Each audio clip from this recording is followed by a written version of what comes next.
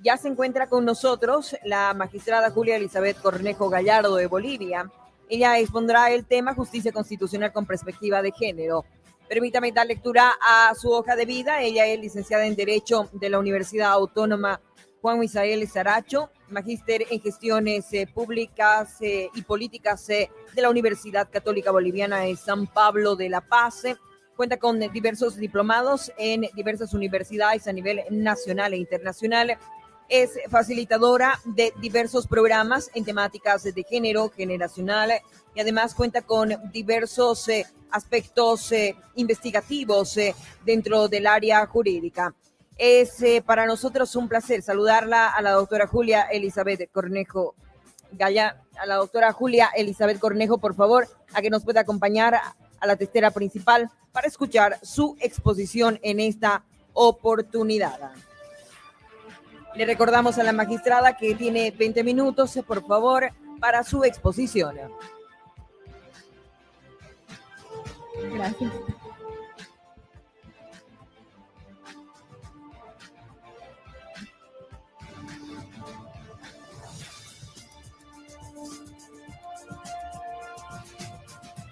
Hola.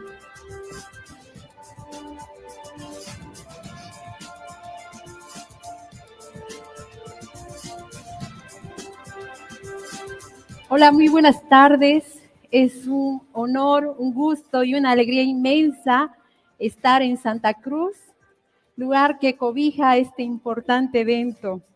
Quiero saludar de manera especial al presidente y a la sala plena del Tribunal Constitucional, del que soy parte. Realmente es un honor para mí tener la oportunidad de dar este sentido y merecido homenaje a la obra del doctor Néstor Pedro Sagüez. Y qué mejor manera de hacerlo en este cuarto Congreso Internacional de Derecho Procesal Constitucional, Nuevos Paradigmas del Siglo XXI. Por toda esa trayectoria de permanentes e importantes contribuciones a la justicia constitucional y, como lo hemos visto en la mañana de hoy, un impresionante sentido de creatividad y de responsabilidad de una persona, de una gran persona, excelente profesional, un gran ser humano como es el doctor Néstor Pedro Sagüez. Ese gran sentido de creatividad y de responsabilidad con los desafíos del presente y del futuro. Compartimos este criterio esta mañana con el doctor Eto Cruz. El cambio de clima me ha afectado un poco,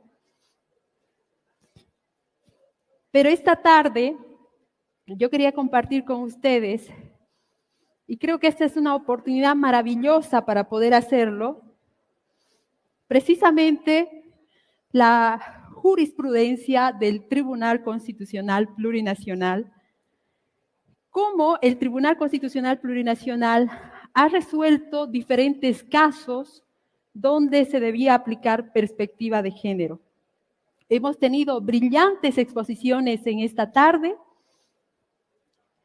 y en ese sentido yo voy a ahorrarme explicar qué es perspectiva de género, cuál es el antecedente de este tipo de enfoques. Simplemente quisiera hacer mención en esta exposición a dos grandes elementos. El primero son las pautas constitucionalizadas para argumentar e interpretar la Constitución. Y el segundo, en el segundo momento, estimadas estudiantes, estimados estudiantes, quiero compartir con ustedes las sentencias que ha emitido el Tribunal Constitucional en una saga de importantes sentencias que han ido trabajando en esta lucha contra la violencia hacia las mujeres, contra la discriminación hacia las mujeres o a grupos en situación de vulnerabilidad. En esta primera parte, las pautas constitucionalizadas de interpretación de derechos, es importante indicar, y esta es una herramienta son herramientas bellísimas. Son herramientas tan útiles para las y los estudiantes, los profesores, las autoridades, los jueces y los abogados, que las pueden utilizar donde se encuentren, incluso como ciudadanas y como ciudadanos. La primera gran herramienta está,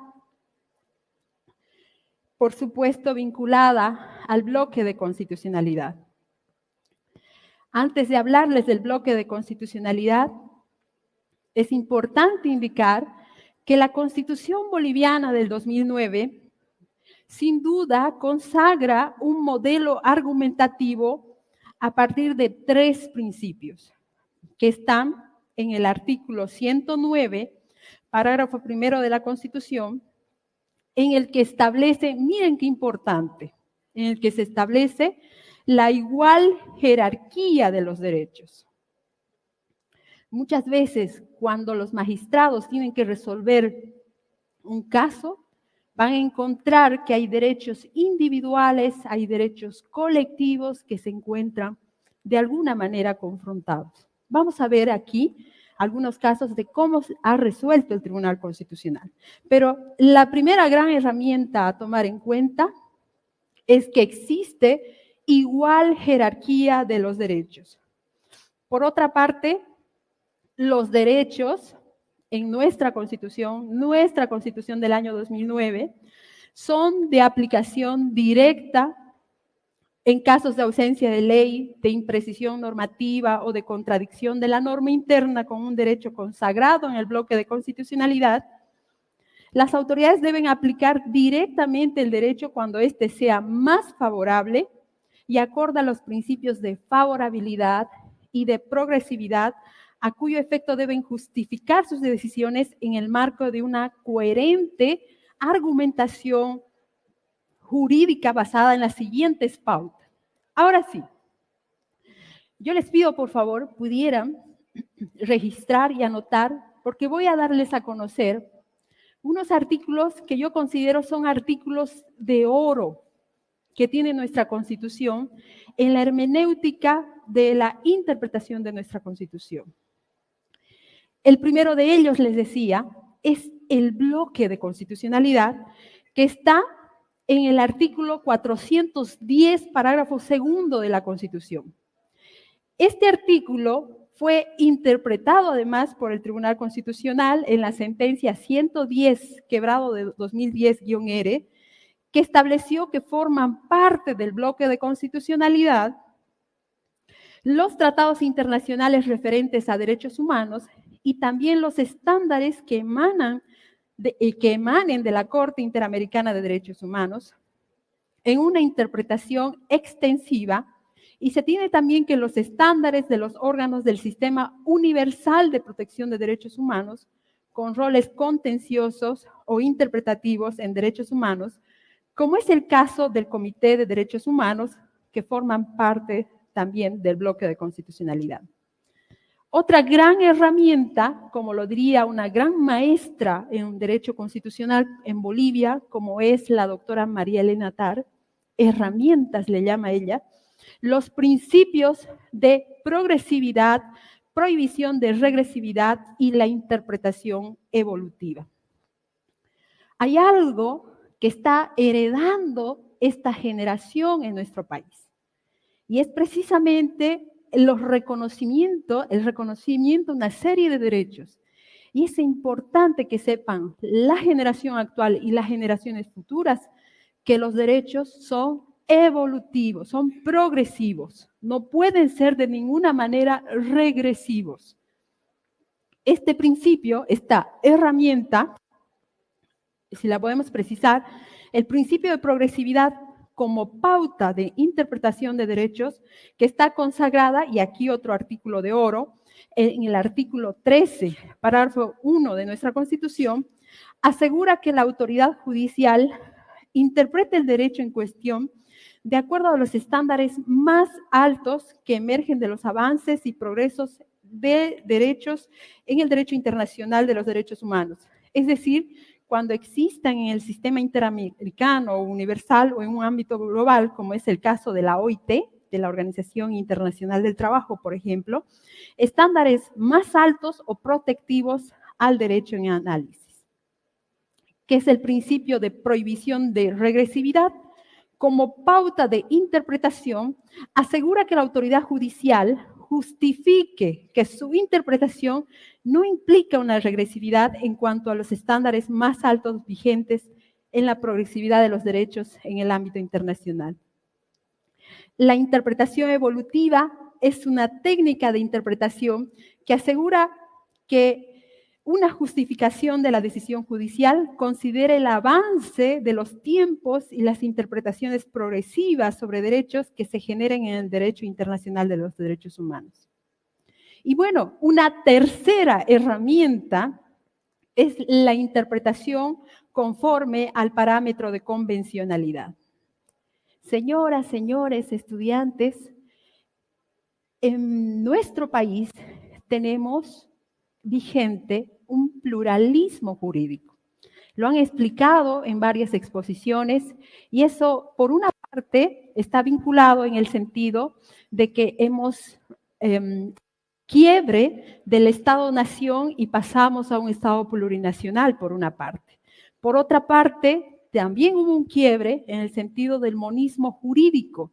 Pasamos a un pluralismo jurídico. Y cuando hablamos de pluralismo jurídico, nos referimos a que ya no solo existe una sola fuente del derecho, existen múltiples fuentes del derecho. ¿Cuáles son esas fuentes del derecho? Por una parte, históricamente hemos tenido en los últimos siglos la ley. Por ejemplo, en un Estado legislado, la fuente del derecho simplemente era la ley. Pero hoy en día, en un Estado constitucional, la fuente del derecho es la Constitución política del Estado, el bloque de constitucionalidad, tratados y convenios internacionales. Por supuesto está la ley, pero ojo, también están las normas y procedimientos propios de las naciones y pueblos indígenas originarios campesinos de nuestro país.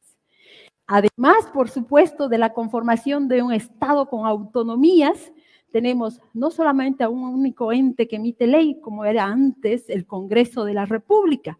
Hoy en día se llama Asamblea Legislativa Plurinacional, pero también tenemos a las entidades autonómicas, departamental, municipal, regional e indígena originaria campesina que emiten sus normas. Pero simplemente ese es un paréntesis. Hay que tomar en cuenta que esta pauta, que es la interpretación conforme al parámetro de convencionalidad, fíjense, es el 410 de la Constitución que establece que forma parte del sistema jurídico de nuestro país el bloque de constitucionalidad. Entonces, a partir de un principio de prevalencia, eso no se olviden, a partir de un principio de prevalencia, el cual a su vez está vinculado al principio de aplicación directa y preferente consagrado, escuchen este otro artículo, artículo de oro, artículo 109, parágrafo 1 de nuestra Constitución, como también en el artículo 256 de nuestra Constitución.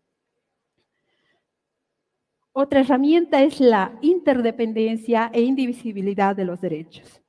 Esto parece muy teórico, pero vamos a ver cómo en casos concretos, por ejemplo, en la sentencia 019 del año 2018 S2, se trabaja esta temática y vemos que el derecho a la vida de una niña está vinculado también al derecho que tiene a la educación. Por otra parte, la inviolabilidad, la incondicionabilidad, la irrenunciabilidad y la fuerza expansiva de los derechos. Y finalmente, la interpretación desde y conforme al bloque de constitucionalidad y las pautas a ser utilizadas para el resguardo del Estado constitucional. ¿Cómo tiene que interpretar una autoridad, un juez, un magistrado, una autoridad administrativa también a la hora de aplicar una norma? La interpretación debe ser progresiva y evolutiva. la interpretación acorde con el principio de favorabilidad, la interpretación acorde al principio pro actione y el principio de efectividad. Ya se explicó mucho el sistema de justicia que tenemos en nuestro país, que es preponderantemente concentrado. Alguien por allí ha dicho, ¿cómo va a interpretar un funcionario público? Tomemos en cuenta que el Tribunal Constitucional es el garante máximo de la vigencia de nuestra Constitución. Pero quienes, como los jueces, ¿no? Jueces ordinarios, las autoridades administrativas, son los primeros garantes de su vigencia. Y bueno, pasamos a la segunda parte, son los hitos jurisprudenciales.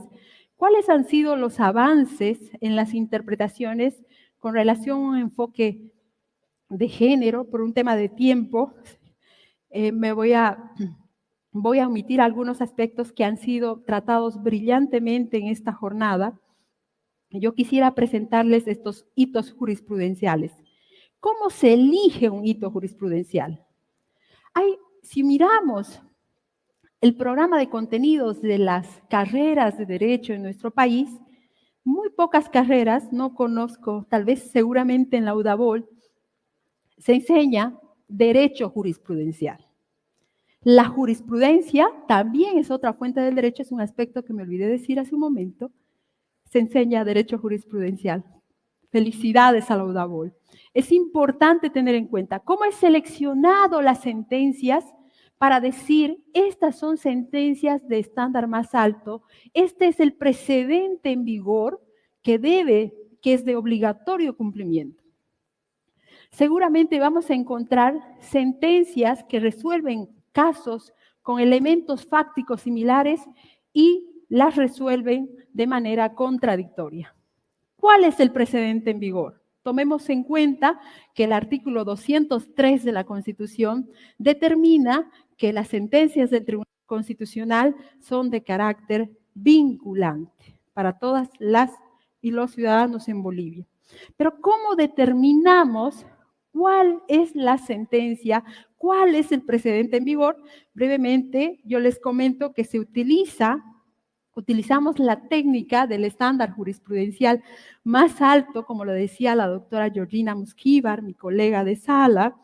Esta técnica tiene su fundamento en la Constitución Política del Estado y el bloque de constitucionalidad, porque se basa en los principios de favorabilidad y progresividad de los derechos humanos que se encuentran contemplados en el artículo 13 y 256 de la Constitución y que sustentaron la jurisprudencia constitucional que está en la sentencia constitucional 2233, quebrado 2013, la 87, quebrado 2014, la 19, quebrado 2018, que hemos emitido con mi colega, el doctor Carlos Calderón, a partir de las cuales la metodología para la identificación del precedente en vigor es un análisis sistemático, un análisis sistémico de los precedentes, ya no bajo un criterio cronológico.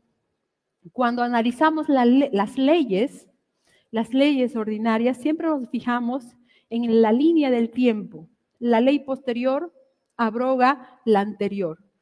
En materia jurisprudencial, tenemos que hacer un análisis dinámico, porque no usamos un criterio cronológico con esta doctrina del estándar jurisprudencial más alto, sino más bien, precisamente a partir de la identificación del precedente que contenga el entendimiento más amplio, extensivo y favorable, es decir, que sea compatible con los instrumentos y estándares del Sistema Universal e Interamericano de Derechos Humanos en el marco de los principios de favorabilidad y progresividad.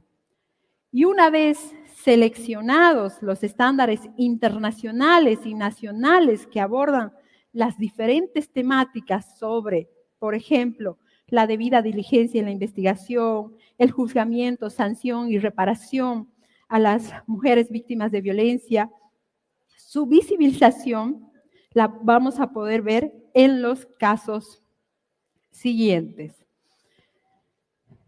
Es importante tomar en cuenta que se utiliza los enfoques justamente cuando nos encontramos en un caso que tenemos que resolver y nos encontramos con una persona que se encuentra dentro de una categoría sospechosa de discriminación. Si una persona está dentro de esas categorías que nos indica el artículo 14 de nuestra Constitución, que nos habla de la igualdad, pero también de la prohibición de discriminación, entonces esos son los parámetros que nos van a indicar que quien tenemos enfrente de nosotros para resolver su caso está dentro de las categorías sospechosas de discriminación y entonces debemos poner alerta y establecer una protección reforzada a la hora de solucionar ese caso. Y en ese sentido, y comparto plenamente con nuestro gran homenajeado de este gran congreso, es precisamente que este tipo de decisiones no son para nada arbitrarias. No son para nada arbitrarias. Existe una hermenéutica que justifica y posibilita tomar esa decisión. Y en ese sentido, y debido al avance del tiempo, quiero comentarles que existe, ante tomar en cuenta que si las partes que están frente a nosotros no tienen iguales condiciones para hacer valer sus derechos, entonces, y para dejar por fuera una decisión arbitraria, lo que tenemos que hacer es aplicar un test de igualdad o de razonabilidad. Entonces, desde la perspectiva del derecho internacional de los derechos humanos, hay que tomar en cuenta que muchas veces los estados toman acciones afirmativas y no toda diferencia de tratamiento es discriminatoria, dado que existen diferencias que son razonables y objetivas, lo que no acontece y es totalmente diferente con las discriminaciones que son arbitrarias. Así, la Corte Interamericana de Derechos Humanos, en la opinión consultiva 084 del 19 de enero del 84, propuesta de modificación a la Constitución Política de Costa Rica relacionada con la naturalización solicitada por el gobierno de Costa Rica. No habrá, pues, nos indicaba esta opinión consultiva, no habrá pues discriminación si una distinción de tratamiento está orientada legítimamente, es decir, si no se conduce a situaciones contrarias a la justicia. Así, conforme a la jurisprudencia de la Corte Interamericana de Derechos Humanos, el derecho a la igualdad y no discriminación no resulta lesionado si es que la distinción se encuentra objetiva y razonablemente justificada y existe proporcionalidad entre las medidas adoptadas y los fines perseguidos. Entonces, esta sentencia que les citaba, por ejemplo, existe otra sentencia, la 1663, quebrado 2013, que también aplica el test de igualdad. Entre otras sentencias también, por supuesto, la sentencia 260, quebrado 2014, ha hecho una referencia a la dimensión colectiva del principio de igualdad y no discriminación, y de manera similar, el test de igualdad estructural ha señalado que dicho principio, para su efectiva materialización, requiere de una política de reparación, diversidad y justicia social. ¿Cuándo se aplican los enfoques? Cuando nos encontramos ante una persona o grupos en situación de vulnerabilidad. ¿Por qué se aplican estos enfoques? Porque hay un mandato de la Constitución de que todas, en este caso en Bolivia, todos somos iguales formalmente. Pero en la realidad no todos somos iguales porque no tenemos las mismas condiciones para ejercer nuestros derechos. Hay una serie de barreras que viven determinados grupos. Por ejemplo, las personas con discapacidad pueden tener barreras de motricidad. Los niños pues, evidentemente, de no poder ejercer sus reclamos ante la vulneración de sus derechos directamente. O las mujeres en situación de violencia por las condiciones emocionales en las que se encuentran. O los pueblos indígenas. Hay una barrera cultural muchas veces, idiomática, que no permiten que puedan ejercer de igual manera sus derechos.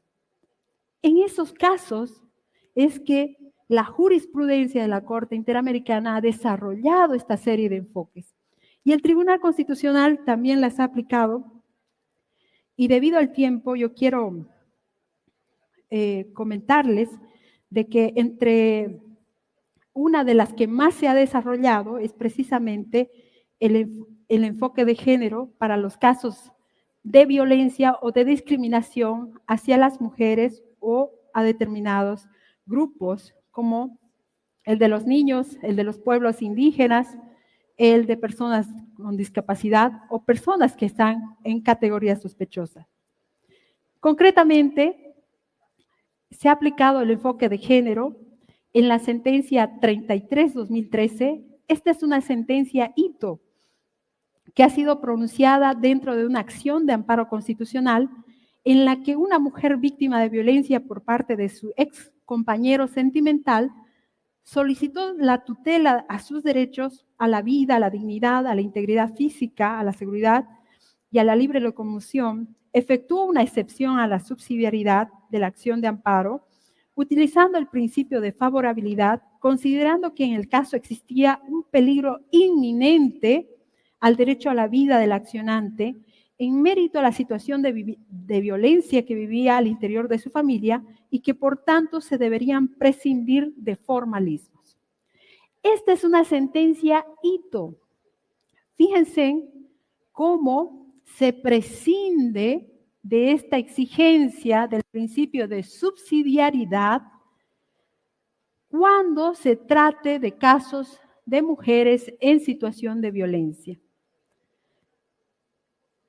Esta sentencia, y además en un similar sentido, la sentencia 019/2018 S2, suscrita por mi despacho junto con el doctor Calderón, esta es una sentencia también muy relevante porque tiene varios precedentes en una misma sentencia. La sentencia 019/2018 ha sido pronunciada dentro de una acción de libertad y entendió que tratándose de casos en los que se hallen involucradas mujeres en situación de violencia, en los que esté en riesgo su derecho a la vida, es posible acudir directamente a la jurisdicción constitucional en busca de la tutela inmediata, por lo que no es aplicable, no es exigible. Fíjense, hay dos elementos importantes aquí. No es exigible ni aplicable la subsidiariedad excepcional cuando se trate de casos de violencia contra la mujer. Por otra parte, tenemos la sentencia 019/2018, decíamos, que comprendió que se debe garantizar el derecho a la vida, y ello no implica solamente el prohibir su privación, sino que conlleva que la persona involucrada acceda a condiciones que le permitan el ejercicio de otros derechos y de todos los componentes imprescindibles para garantizar el goce efectivo de una vida con dignidad. Si hay algo que han planteado en la Asamblea Constituyente y está claramente establecido en nuestra Constitución, artículo 15, es que las mujeres tienen derecho a una vida digna, libre de violencia. Y yo creo que todas las personas tenemos derecho a una vida digna, libre de violencia. En este contexto, el Estado asume un doble rol. Primero, garantizar que las personas no sean privadas de ese derecho y segundo, implementar simultáneamente políticas para garantizar una vida digna. Y sobre la base de este razonamiento, desde una perspectiva de género, la sentencia 019/2018 S2 entendió que es un elemento nocivo al ejercicio de una vida digna, como es la desigualdad material a la que se enfrentan las mujeres. Consecuentemente, uno de los elementos que configuran la protección del derecho a la vida digna es la situación de discriminación y violencia en la que viven las mujeres, por lo que es posible, es que estas sentencias realmente son fundantes, hacen un quiebre en la justicia constitucional muy importante. Es posible solicitar la tutela a través de la acción de amparo constitucional o la acción de libertad en los casos de violencia. Y muy rápidamente, para despedirme, tomemos en cuenta también que se establece un análisis del contexto de violencia en razón de género para definir medidas de protección cuando existen víctimas de violencia. Lo hace también la sentencia 033 del año 2013.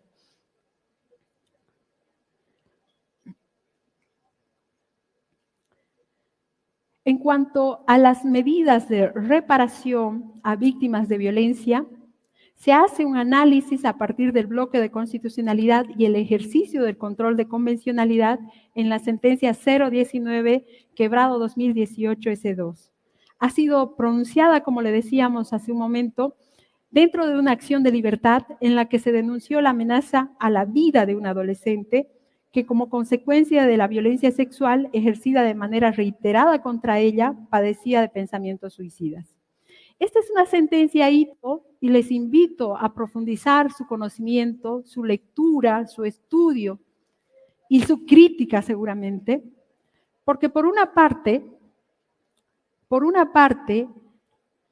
reitera el entendimiento de la sentencia constitucional 33-2013 en el sentido de que a través de una acción de libertad, una acción de amparo, se pueden plantear, se puede prescindir del principio de subsidiariedad cuando se trata de casos de violencia, y por otra parte, esta sentencia constitucional hace un análisis dinámico de la jurisprudencia e identifica cuál es el estándar jurisprudencial en vigor para la reparación a la vulneración de derechos fundamentales.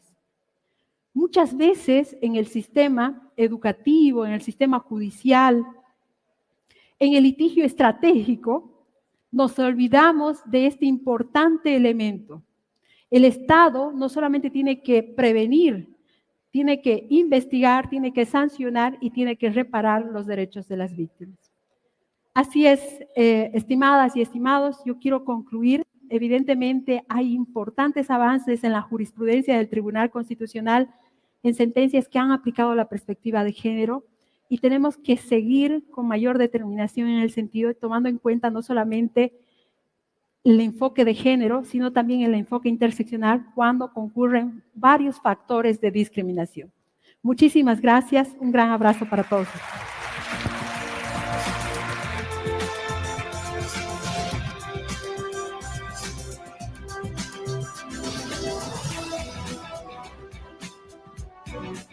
Muy bien, agradecemos por su participación a la magistrada Julia Elizabeth Cornejo. Vamos a pedir a los del auditorio, por favor, que aún no se retiren, que tomen sus lugares respectivos, porque esta actividad académica aún no ha concluido. Invitamos nuevamente a los estudiantes, por favor, a que tomen asiento, por favor, porque aún no se ha concluido, porque enseguida se viene un acto muy importante que hace referencia precisamente a las actividades académicas que tiene que ver con la Universidad de Aquino, Bolivia.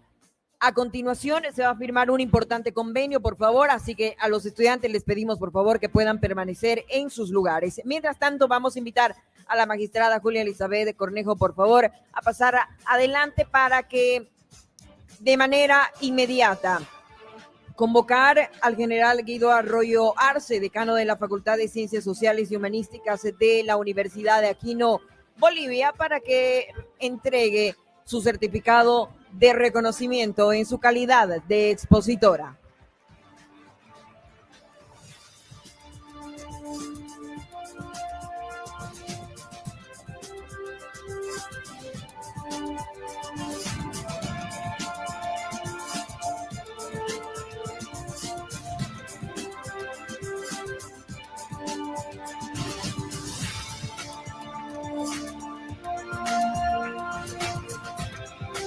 Muy bien, muchas gracias.